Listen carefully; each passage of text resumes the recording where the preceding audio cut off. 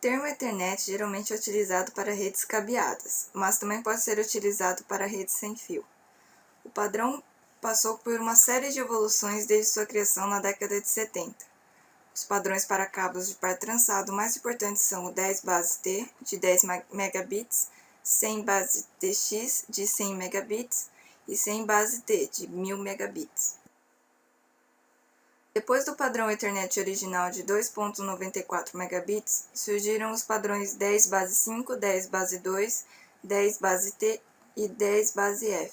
Todos são padrões de 10 megabits diferenciados pelo cabeamento usado.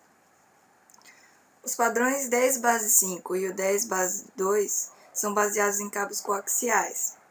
Apesar do padrão 10 base 5 ganhar em alcance de 500 metros e segmento de 100, ele perde em custo, que fez o padrão 10 base 2 ganhar popularidade rapidamente. O 10 base T é o primeiro padrão baseado em cabo trançado. O T vem de Twisted Pair. Na época quando esse padrão surgiu, os cabos de categoria 5 ainda tinham um custo elevado, então o padrão permitiu o uso de cabos de categoria 3, que eram mais comuns. O comprimento máximo do cabo é de 100 metros, mas ainda menos que no 10 base 2, mas os sinais são retransmitidos pelo hub de forma que é possível usar cabos de até 100 metros até o hub e mais 100 metros até o computador seguinte, sendo assim 200 metros. Ainda é possível estender este alcance utilizando repetidores adicionais. O padrão 10 base F, que utilizava cabos de fibra óptica, não conquistou muita popularidade devido ao custo do cabeamento, mas oferecia como vantagem um alcance de 2.000 metros por segmento.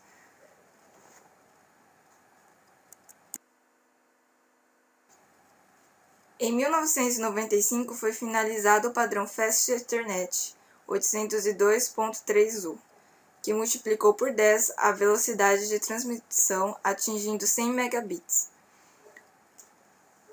O Fast Ethernet é composto por 3 padrões distintos. O mais popular é o 10 base TX, é o padrão para cabos de par trançado categoria 5, utilizado em mais de 80% das instalações atuais. No 100 base TX foi mantida a distância máxima de 100 metros, mas foi adicionado o suporte ao modo Full Duplex, onde as estações podem enviar e receber dados simultaneamente desde que seja usado um switch. O padrão 100 base T4 elimina o modo Full Duplex e utiliza todos os quatro pares do cabo. O 100 base FX é o padrão de 100 megabits para cabos de fibra ótica, multimodo. Gigabit Ethernet. Depois dos padrões de 10 e 100 megabits, o passo natural para as redes Ethernet seria novamente multiplicar por 10 a taxa de transmissão, atingindo 1000 megabits. E foi justamente o que aconteceu. O 1000 base LX é o padrão mais caro, que suporta apenas cabos de fibra ótica. Até o 100 base FX, os transmissores de rede para fibra ótica podiam usar LEDs, que são uma tecnologia muito mais barata. O problema é que os LEDs não são capazes de mudar o estado rápido o suficiente para atenderem os requisitos do sistema de modulação adotado no Gigabit Ethernet, de forma que a única saída foi adotar a tecnologia Long Wave Laser, com o uso de lasers de 1300 nanômetros. O segundo padrão é o 1000 base SX, que também utiliza cabos de fibra ótica, mas utiliza uma tecnologia de transmissão mais barata, chamada Short Wave Laser. Oferece um alcance muito maior do que oferecido pelos padrões anteriores, oficialmente usando cabos de fibra ótica monomodo com núcleo de 9 microns. O sinal é capaz de percorrer distâncias de até 2 km.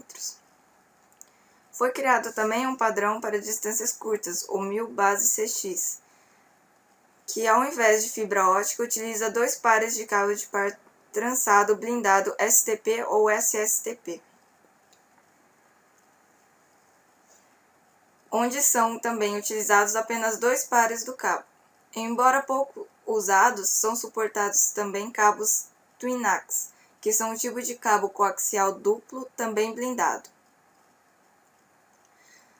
O 1000 base T, também chamado de GOC ou Gigabit over Copper, permite utilizar os mesmos cabos de par trançados categoria 5 que as redes de 100 megabits. Isso representa uma enorme economia, não apenas por eliminar a necessidade de trocar os cabos atuais por cabos mais caros, mas também nas próprias placas de rede, que passaram a ser uma evolução das atuais e não uma tecnologia nova. O alcance continua sendo de 100 metros e os switches compatíveis com o padrão são capazes de combinar nós de 10, 100 e 1000 megabits, sem que os mais lentos atrapalhem os demais. 10 gigabit Ethernet. Com o lançamento do padrão 1000 base T em 1999, os membros de grupo de trabalho 802.3 ficaram livres para iniciar os trabalhos no padrão seguinte. Mantendo a tradição, decidiram desenvolver um padrão capaz de atingir taxas de transferência 10 vezes maior que o anterior, dando origem a 10 gigabit Ethernet, 10G, que transmite os espantosos 10 gigabits por segundo, com a possibilidade de atingir distâncias maiores utilizando cabos de alta qualidade. Os padrões 10G para cabos de fibra ótica se dividem em duas categorias: os padrões de longa distância, que utilizam cabos de fibra monomodo, e os padrões de curta distância, que utilizam cabos de fibra multimodo e transmissores mais baratos. Entre os padrões de longa distância temos 10G base LR, que utiliza laser de 1310 nanômetros e oferece um alcance de até 10 km, com a possibilidade de atingir distâncias maiores utilizando cabos de alta qualidade. O 10 base ER, que utiliza lasers de 1550 nanômetros e é capaz de cobrir distâncias de até 40 km. O 10G base ZR, desenvolvido de forma independente pela Cisco e outros fabricantes, que estende o alcance máximo para incríveis 80 km. Os padrões de curta distância temos 10G base SR, utiliza a tecnologia Shortwave Laser, e 10G base LRM permite o uso de fibras com um núcleo de 62,5 microns, um tipo de fibra de baixa qualidade. Nos 3 casos, a distância máxima pode ser estendida utilizando amplificadores de sinal e repetidores, de forma que o link pode ser estendido a distâncias muito grandes, criando backbones e interligando redes. Conectores. Esse é o conector BNC para cabos Thin Ethernet ou coaxial fino. O AUI para cabos TIC Ethernet ou coaxial grosso. RJ45 para cabos Twisted Pair ou par trançado, que é o que a gente usa atualmente. E esses são os conectores para fibra ótica: FC, ST, SC, VF45, MTRJ, SMA e o DIN. Hubs e switches. O hub ou switch é simplesmente o coração da rede. Ele serve como um ponto central, permitindo que todos os outros pontos se comuniquem entre si. Todas as placas de rede são ligadas ao hub ou switch, e é possível ligar vários hubs ou switches entre si, até um máximo de 7. A diferença entre os hubs e switches é que o hub apenas retransmite tudo o que recebe para todos os micros conectados a ele, como se fosse um espelho. Isso significa que apenas um micro pode transmitir dados de cada vez, e que todas as placas precisam operar na mesma velocidade, o que que é sempre nivelada por baixo. Os switches, por sua vez, são aparelhos muito mais inteligentes. Eles fecham canais exclusivos de comunicação entre o micro que está enviando dados e o que está recebendo, permitindo que vários pares de micros troquem dados entre si ao mesmo tempo. Os bridges, ou pontes, permitem interligar dois segmentos de redes de forma que eles passem a formar uma única rede. Em redes antigas, onde era utilizado um único cabo coaxial ou um hub, o uso de bridges permitia dividir a rede em segmentos menores, reduzindo, assim, o volume de colisões e melhorando o desempenho da rede. Hoje em dia, não faz sentido usar bridges para dividir a rede em segmentos porque os switches já desempenham essa função, criando segmentos individuais para cada micro. Roteadores. Os roteadores são o topo da cadeia evolutiva. São capazes de interligar várias redes diferentes e sempre escolher a rota mais rápida para cada pacote de dados. Os roteadores operam no nível 3 do modelo OSI, procurando por endereços IP em vez de endereços MAC. Usando roteadores, é possível interligar um número enorme de redes diferentes, mesmo que situadas em países ou mesmo continentes diferentes. É possível interligar inúmeras redes diferentes usando roteadores, e não seria de se esperar que todos os roteadores tivessem acesso direto a todos os outros roteadores a que estivesse conectado. Existem basicamente 3 tipos diferentes de cabos de rede: os cabos de par trançado, os cabos de fibra ótica e os cabos coaxiais, que são usados em cabos de antenas para rede wireless e algumas redes antigas. Os cabos coaxiais não são mais usados hoje em dia, pois eles são mais propensos a mau contato, os conectores são mais caros e os cabos são menos flexíveis que os de par trançado, o que torna mais difícil passá-lo por dentro de tubulações. No entanto, o principal motivo é o fato de que eles podem ser apenas usados em redes até 10 megabits.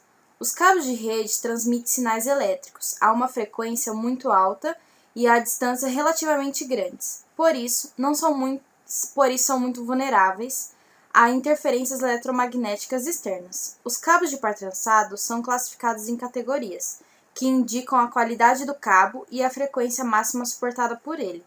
Cada categoria é composta por um conjunto de características técnicas e de normas de fabricação obrigatória. Existem cabos de Cat1 até Cat7. Como os cabos Cat5 são suficientes tanto para redes de 100 quanto as de 1000 megabits, eles são os mais comuns e os mais baratos, mas os cabos de categoria 6 e 6A estão se popularizando e devem substituí-lo ao longo dos próximos anos. Em todas as categorias, a distância máxima permitida é de 100 metros, com exceção às de redes 10G, com cabos de categoria 6, onde a distância cai para apenas 55 metros.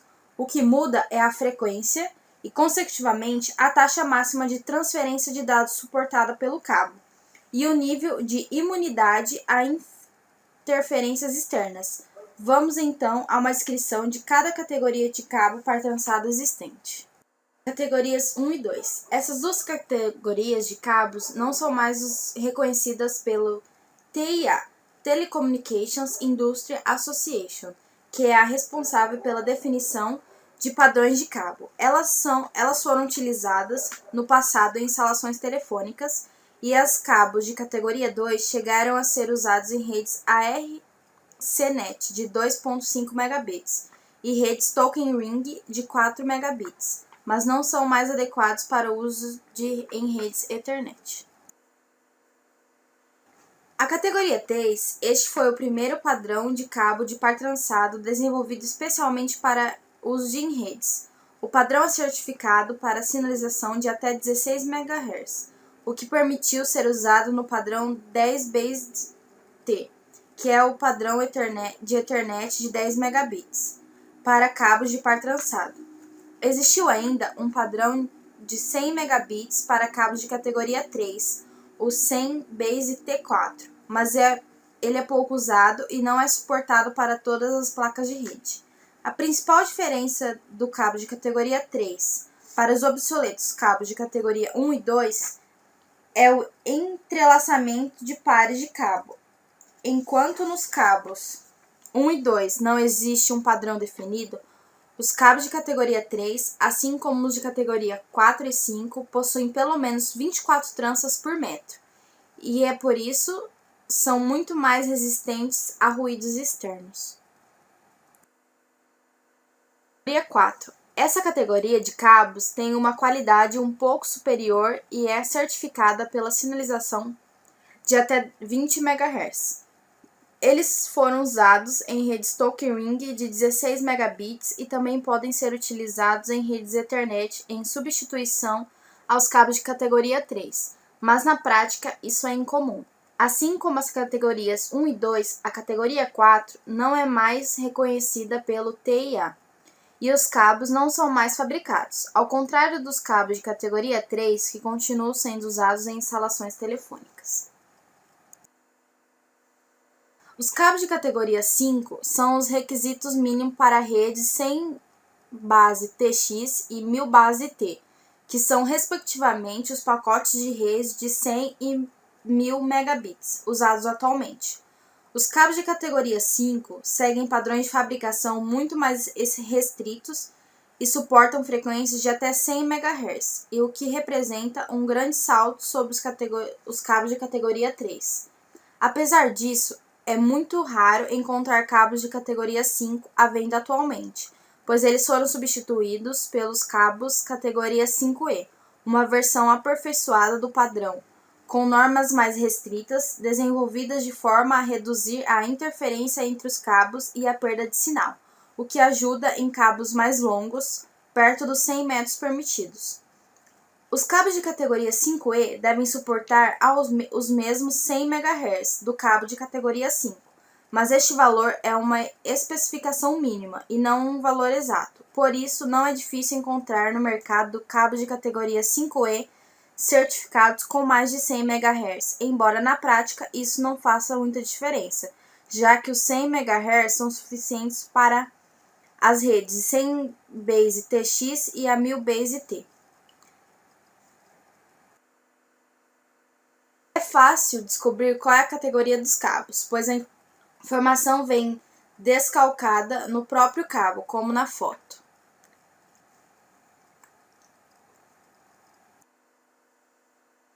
A categoria 6, essa categoria de cabos foi originalmente desenvolvida para ser usada no padrão Gigabit Ethernet, mas com o desenvolvimento do padrão para cabos de categoria 5, sua adoção acabou sendo retardada, já que embora os cabos de categoria 6 oferecem uma qualidade superior, o alcance continua sendo de apenas 100 metros, de forma que embora a melhor qualidade dos cabos de categoria 6 seja sempre desejável, acaba não exigindo muito ganho na prática.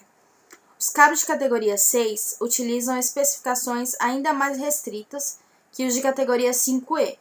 Suportam frequências de até 250 MHz, além de serem usados em substituição dos cabos de categoria 5 e 5E.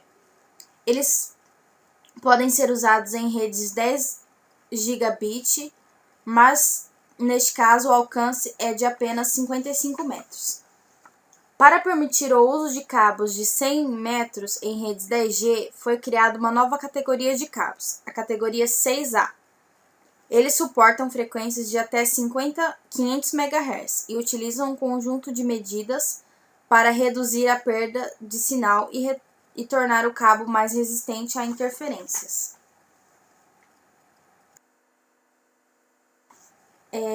Uma das medidas para reduzir o cross-out, interferência entre os pares de cabos da categoria 6A, foi distanciá-los utilizando um separador. Isso aumentou a espessura dos cabos de 50,6 mm para 7,9 mm e tornou-os um pouco menos flexíveis. A diferença pode parecer pequena, mas ao juntar vários cabos, ela se torna considerável, como na foto.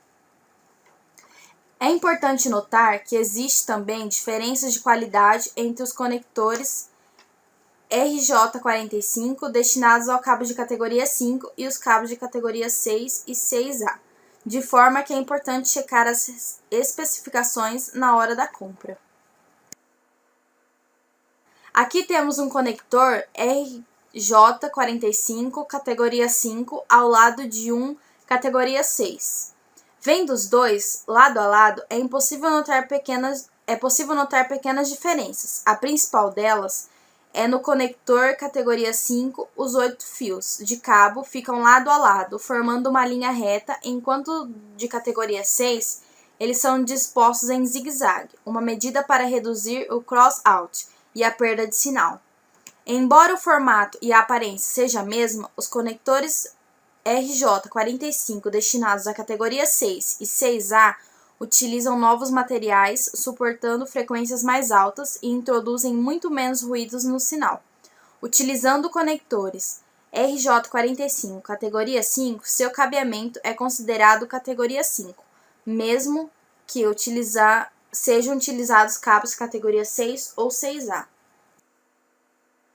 Mesmo se aplica aos conectores de cabeamento com part panels, tomadas, keystones jacks, os conectores fêmea utilizados em tomadas de parede, e assim por diante.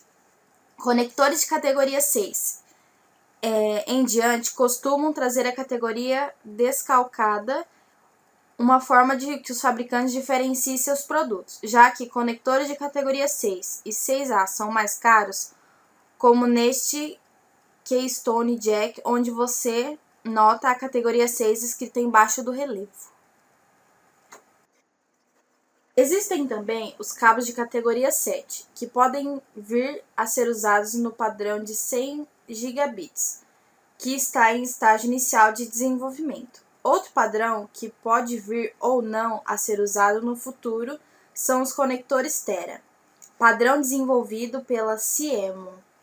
Embora muito mais caro e complexo que os conectores RJ45 atuais, o Tera oferece a vantagem de ser inteiramente blindado e utilizar um sistema especial de encaixe que reduz a possibilidade de mau contato. Como citei, o Tera foi cogitado para ser usado nas redes 10 gigabit, mas a ideia foi abandonada. Agora ele figura como um possível candidato para as redes 100 gigabits. Cabos de padrões superiores podem ser usados em substituição de cabos de padrões antigos, além de trazerem a possibilidade de serem aproveitados nos padrões de redes seguintes. Entretanto, investir em cabos de um padrão superior ao que você precisa nem sempre é uma boa ideia, já que os cabos de padrões recém-introduzidos são mais caros e difíceis de encontrar.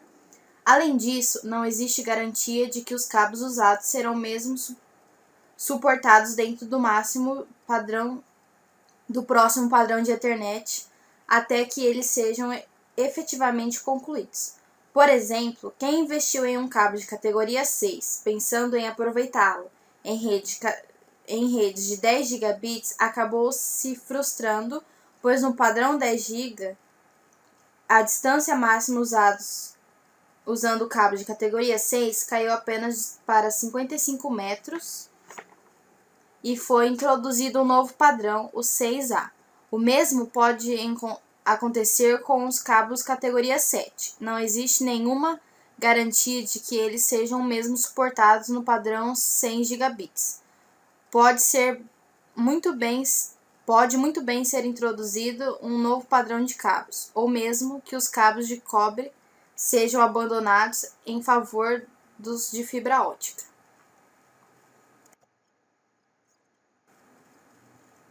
Cabos de fibra ótica. Com a expansão dos serviços de internet, com o VoIP, computador na nuvem e videoconferência, empresas necessitam de conexões cada vez mais velozes. Para conseguir manter um grande número de computadores conectados e, ao mesmo tempo, entregar uma conexão estável, rápida e com baixa latência. Organizações estão migrando para a fibra ótica. Tipos de fibra ótica tem os cabos monomodo, utilizados para conexões de longo alcance, limitado a 4 km para cabeamento estruturado, construção e manutenção complexo.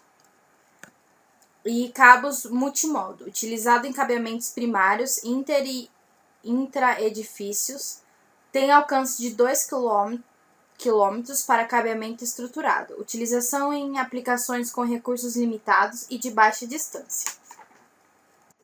E tem uma comparação entre os cabos. Cabo coaxial. As vantagens: instalação fácil e barato. As desvantagens: difícil manipulação, mau contato, em geral utilizado em topologia linear, lento para muitos micros. O de par trançado. As vantagens são a flexibilidade, ele é barato e a instalação dele é fácil. As desvantagens: interferências eletromagnéticas, cabo curto, comprimento máximo de 20 metros. O de fibra ótica, as vantagens: isolamento elétrico, cabo pode ser longo, velocidade e alta taxa de transferência. A desvantagem: muito caro, instalação difícil de ser remendado e a quebra, ele quebra com muita facilidade. E essas são as nossas referências.